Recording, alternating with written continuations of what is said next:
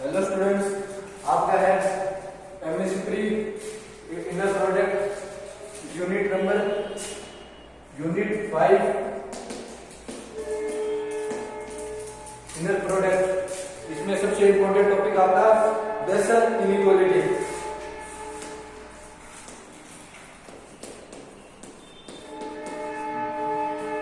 Basal inequality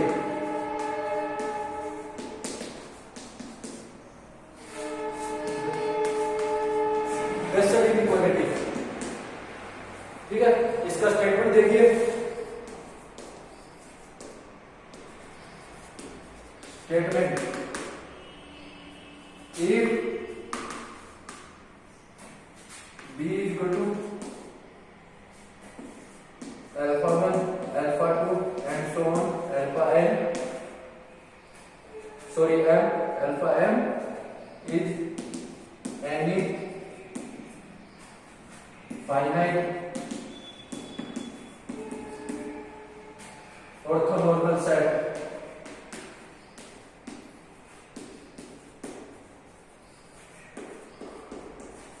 is any finite orthonormal set in an inner product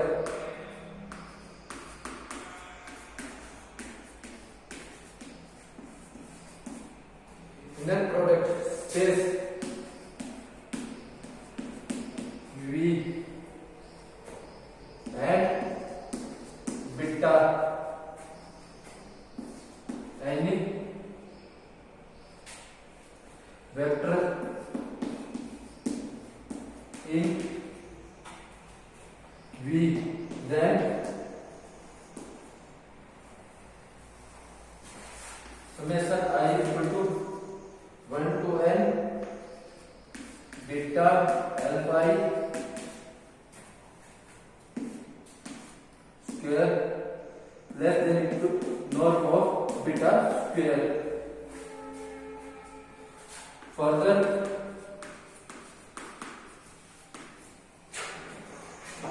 equality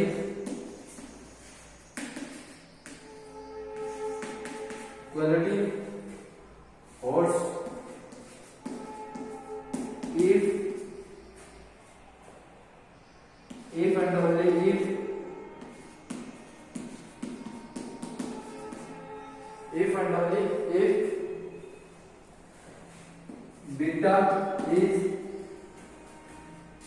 if beta is in subspanned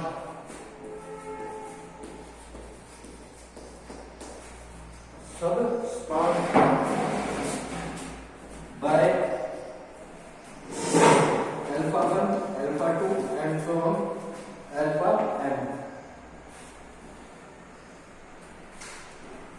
देखिए statement है if b is equal to alpha 1 alpha 2 and so on alpha m is any finite orthonormal set in an inner product space V and beta and vector in V, then summation I is equal to 1 to n beta alpha I यानी inner product of beta alpha I norm of scale less than equal to norm of beta. Further, inequality holds if and only if beta I is in subspanned by alpha 1 alpha 2 and so on alpha m. ठीक है। अब देखिए proof इसका Bessel inequality का proof.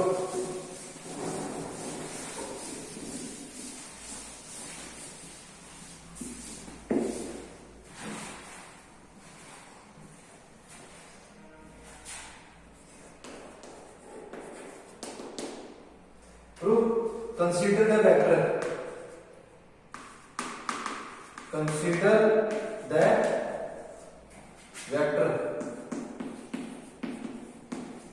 एक vector consider करते हैं gamma. क्या हुआ? Beta minus summation I is equal to 1 to m inner product of beta alpha I into में अल्फा I।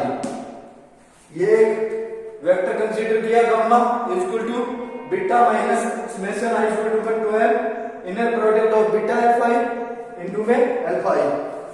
ठीक है, इसको इक्वेशन नंबर फर्स्ट। ठीक है, चूंकि नॉर्म ऑफ गामा स्केल क्या होता है, इनर प्रोडक्ट ऑफ गामा और inner product of gamma. Gamma का inner product norm of scale होता है, तो देखो तो norm of gamma scale equal to क्या होगा, गामा की वैल्यू क्या है ये, तो beta minus summation i is equal to 1 to m inner product of beta alpha i into में alpha i beta minus summation i is equal to 1 to m beta alpha i alpha i, यही तो होगा। ठीक है,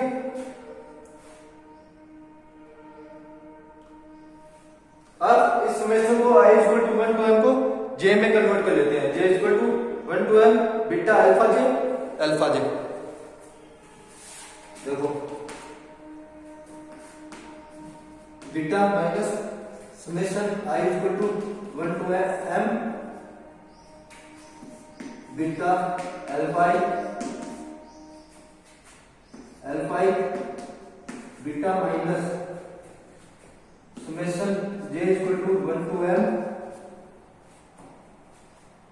beta inner product of alpha j into में alpha j।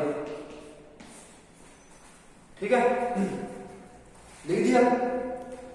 अब देखो, अब इनर प्रोडक्ट बनना है इसका इसका इसका इसका, ठीक है, फिर इसका इसका इनर प्रोडक्ट करेंगे।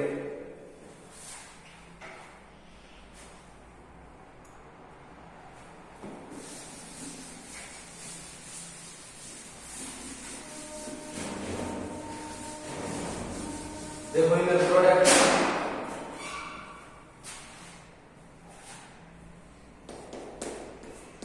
Beta beta minus summation i equal to 1 to m beta alpha i beta. ठीक है, alpha i beta minus summation j equal to 1 to m beta alpha j बार। इसका क्या होगा, इसका और इसका इनर प्रोडक्ट करेंगे, अल्फा j बीटा होगा, तो beta alpha j symmetric property. Symmetric property क्या होती है, देखो बीटा अल्फा बीटा बराबर बीटा अल्फा का भाग, यही तो होती है सिमेट्रिक प्रॉपर्टी। तो सिमेट्रिक प्रॉपर्टी लगा दी इसमें। देखो beta alpha j beta alpha j plus summation i equal to 1 to m summation j equal to 1 to m beta alpha i beta alpha j बार, और इसका इनर प्रोडक्ट दोनों का alpha i alpha j alpha i alpha j। ठीक है,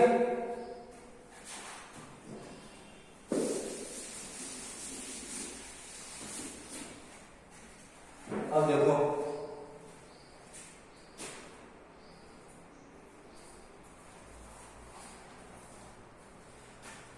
ये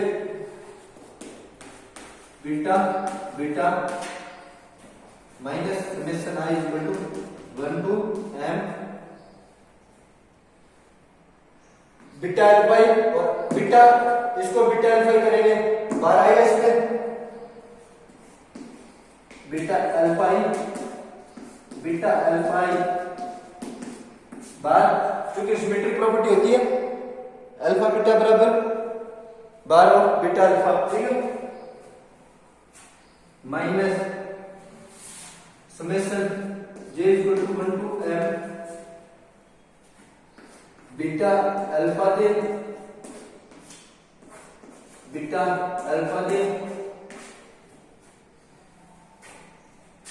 plus, अब ये j equal to 1 to m है, इसको j को i में कन्वर्ट करेंगे, देखो बीटा अल्फा और बीटा अल्फा का बार, ठीक है।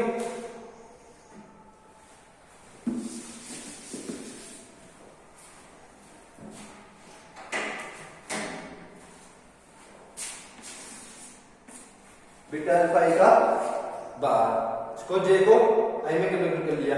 तो अगर अल्फा इंटू में alpha inner product of alpha का क्या होता है, ये तो 0 हो जाता है, ठीक है, 1 हो जाता है, सॉरी, आई इंटू में आई क्या होती है प्रॉपर्टी, देखो अगर आई इक्वल टू जे हो क्या होता है 0, और आई इक्वल टू आई हो, सॉरी आई इक्वल टू जे हो तो 0 होता है, और आई इक्वल टू आई हो तो 1, तो इसको आई इक्वल टू आई करेंगे तो 1 होगा ये वैल्यू, और आई में कन्वर्ट कर लिया बीटा अल्फा का बार, ठीक है। अब देखो इसको क्या लिख सकते हैं, norm of beta square,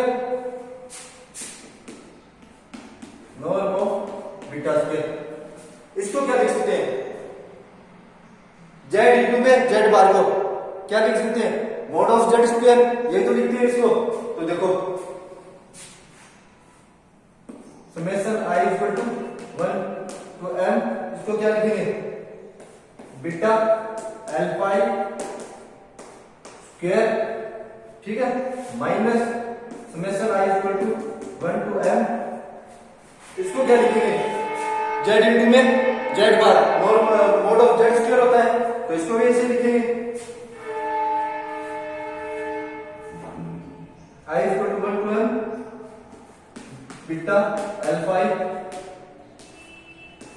square plus summation I equal to 1 to m, इसको क्या लिखेंगे, इसको ही क्या लिखेंगे मॉड जेड इंटू में जेड बार को क्या लिख सकते हैं, मॉड ऑफ जेड स्क्वायर, लिखो बीटा अल्फा स्क्वायर, ठीक है। अब एक चीज देखो माइनस और प्लस, ये दोनों कैंसिल सेम है,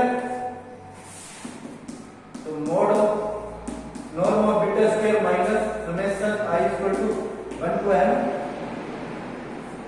बीटा अल्फा स्क्वायर, ठीक है, यही तो बचेगा, इसको दे दो क्वेश्चन नंबर ए। अब देखो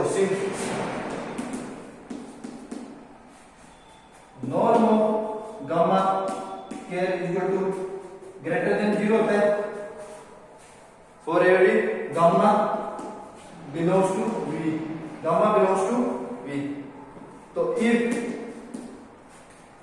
नॉर्म ऑफ गामा स्क्वायर बराबर 0, नॉर्म ऑफ गामा स्क्वायर बराबर 0, तो नॉर्म ऑफ गामा क्या होगा 0, तो गामा क्या होगा 0, होगा नहीं होगा। अब देखो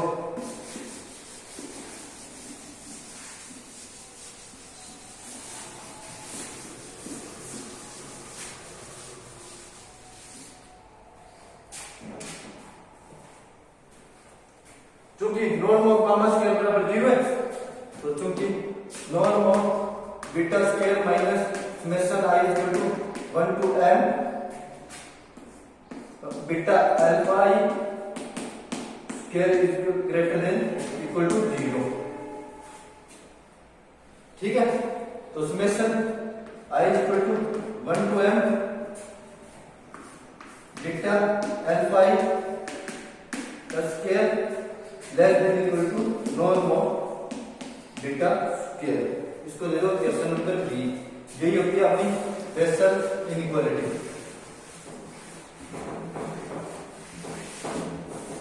यही होती है बेसल इनइक्वालिटी।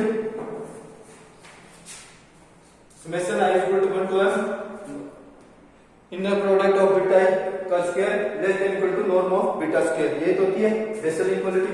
इसको दे दिया क्वेश्चन नंबर बी। अब देखो कन्वर्सली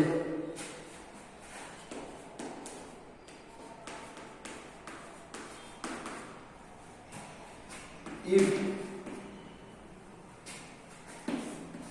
बीटा अल्फा का square is equal to norm of beta square,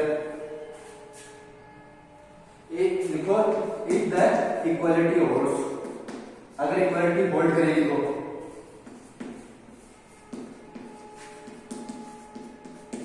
holds, if the equality holds then from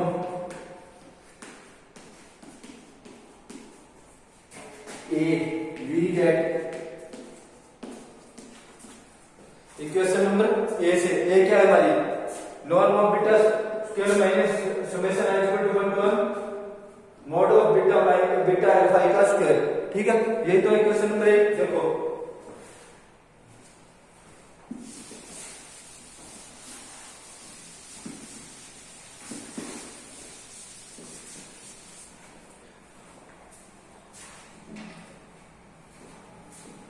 तो नॉर्म ऑफ गामा स्क्वायर बराबर 0। तो गामा बराबर क्या होगा 0।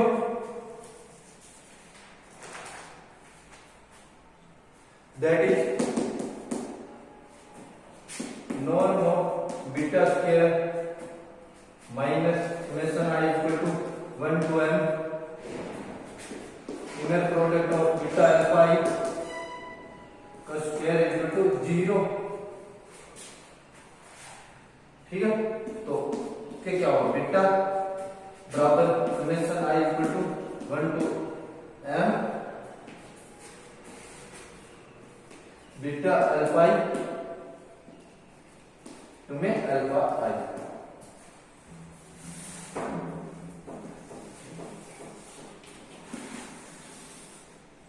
ठीक है, अब आगे देखो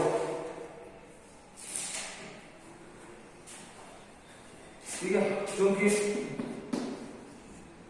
beta is linear combination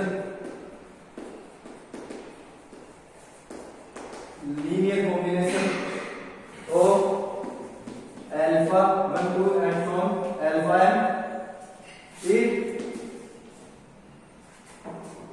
beta is LC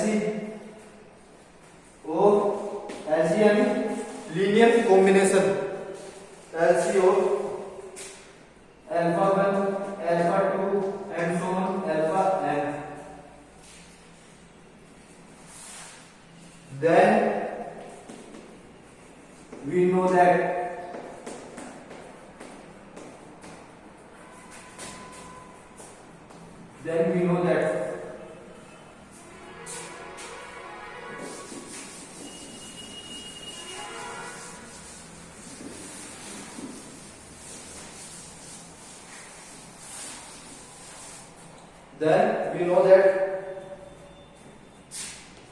beta is equal to summation I is equal to 1 to m beta alpha into में alpha क्योंकि गामा is equal to 0 तो नॉर्म ऑफ गामा स्क्वायर का क्या होगा 0। then from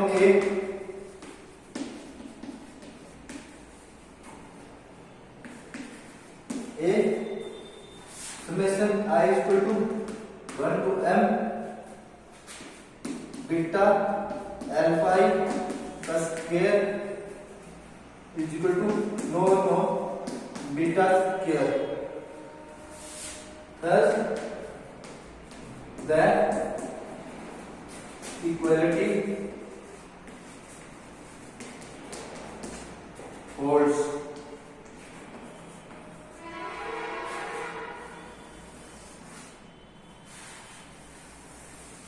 ये आपकी basal inequality. ठीक है, दैट्स ऑल स्टूडेंट्स, आज आपने की बेसल इक्वालिटी। नेक्स्ट पार्ट में हम करेंगे ग्राम स्मिथ प्रोसेस थ्योरम। ठीक है, सबसे लंबी थ्योरम वो इंपॉर्टेंट है, basic equality, Bessel equality, Gram Schmidt process theorem, projection theorem और principal axis theorem. Inner product में ये 4 थ्योरम बहुत इंपॉर्टेंट है, इनमें से आपको एक पूछी जाएगी एग्जाम में। That's all students.